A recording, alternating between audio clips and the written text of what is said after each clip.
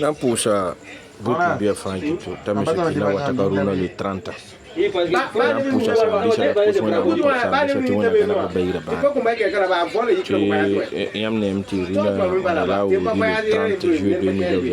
à 20h35 minutes. Aujourd'hui, on n'a pas eu le temps pour faire des vidéos. Donc aujourd'hui, on va parler de quoi? On va parler un peu de ce qui se passe un peu au Mali et autres, tout ça, parce qu'on a vu que il y a eu des défaites au rang de l'AES. Voilà, parce que le Mali c'est l'AES, le Mali c'est le Burkina, le Mali c'est le Niger. Donc on va demander au Dieu Tout-Puissant d'aider l'AES. Voilà. Parce qu'un peu, on a vu un peu le général aussi malien sortir pour donner des informations et autres. On sait que ça va aller. Voilà, ça va aller. Donc la vie c'est comme ça, la guerre c'est comme ça, le combat c'est comme ça. Souvent tu as la force, souvent tu n'as pas la force. Souvent tu as des victoires, souvent tu as des défaites. Voilà. Donc on va appeler tout le peuple de l'AES de se mobiliser. Voilà, de se mobiliser derrière l'AES que ça va aller. Voilà, ça va aller. Maintenant un peu, on va aller un peu sur Ali Dangote, voilà, au Nigeria. Parce qu'on a vu qu'Ali Dangote il a fait parmi les plus grandes raffineries au monde. Hein. Voilà, au monde. Ouais, la première grande raffinerie en Afrique ici. Mais les révélations que Dangote a fait, vraiment, ça m'a laissé sans voix au fait quoi.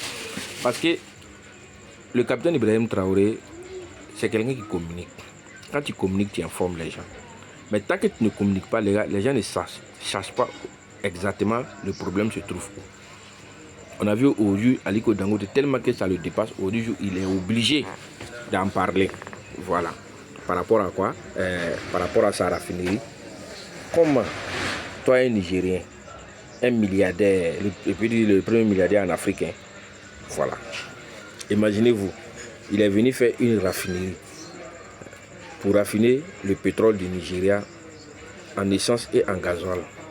Ça va donner de la valeur ajoutée, ça va donner de l'emploi à la jeunesse nigérienne. Quelqu'un du pays, hein.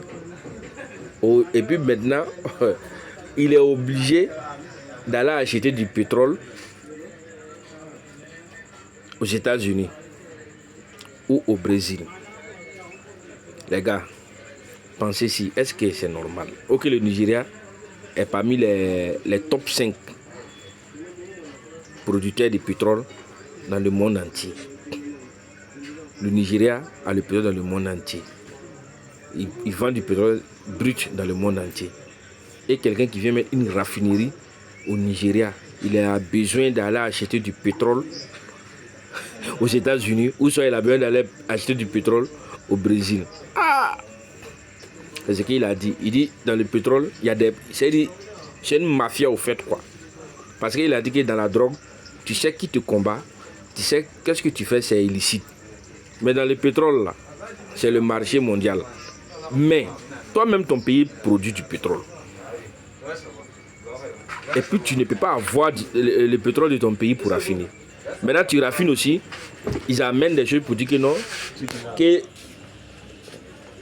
le carburant raffiné là-bas, que c'est de la mauvaise qualité. Ah!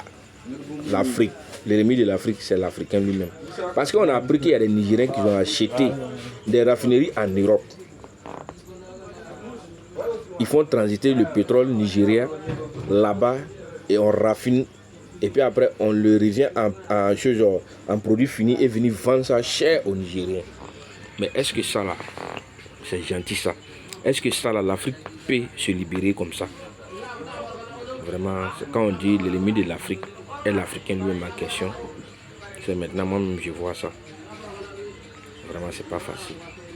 Il faut que Dieu sauve l'Afrique. Il faut que les Africains pensent ainsi de ne pas être méchants entre eux-mêmes. C'est-à-dire, les Africains eux-mêmes, ils font tout possible pour que les Africains émigrent. Vraiment, c'est de la désolation, c'est la désolation au fait quoi. C'est pas gentil. Avec ça, comment l'Afrique peut se libérer? comment l'Afrique peut s'en sortir. Vraiment que Dieu protège l'Afrique. Que Dieu donne l'Afrique aux Africains. Que Dieu me cure des mauvais élèves de l'Afrique au dehors. L'Afrique libre pour les Africains. Merci.